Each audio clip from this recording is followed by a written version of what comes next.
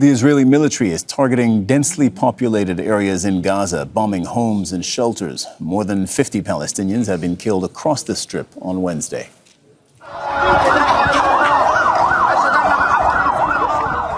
Attacks are heavily focused on Gaza City, where Israeli forces have launched a large-scale assault to seize control of it. One of the latest strikes hit an apartment in the Sheikh Radwan neighbourhood. A woman and her child are among the dead. Meanwhile, Gaza's media office says Israel has detonated at least 100 explosive-laden robots in Gaza City over the past 3 weeks. The devices have been planted in busy streets and alleys, leading to the destruction of entire residential blocks and neighbourhoods.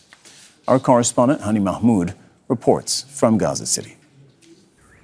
Well, the past few hours have been quite intense, with more Israeli airstrikes already causing further civilian casualties, sheer level of destruction, and enforced displacement of many of the people who decided to remain in Gaza City. The Israeli military is carrying out tactics coupling together the enforced displacement under heavy artillery and the use of enforced starvation and dehydration, cutting off water from many of the areas where people have been sheltering for the past month, just forcing them into much of the uncertainty going on. Attacks have been taking place across Gaza City, and we've seen a particular focus on Gaza City as part of Israeli plan of seizing the city and taking control over it.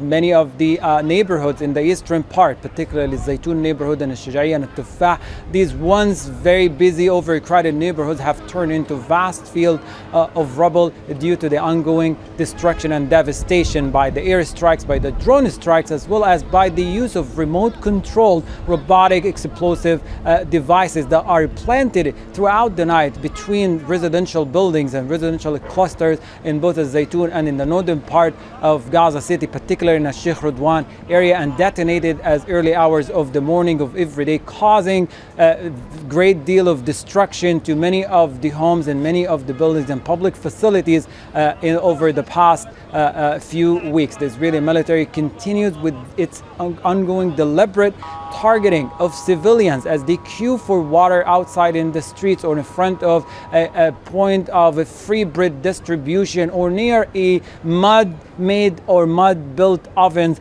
like the incident happened over the past couple days. What we're seeing here, more desperation on the rise, more of the state of panic as people have truly no safer place to go and flee the unrelenting bombardment campaign. Safety does not exist, and in fact, you can't talk about a safe zone in a war zone, let alone it's a genocide that keeps unfolding in the most horrific way across the Strip for the past 23 months.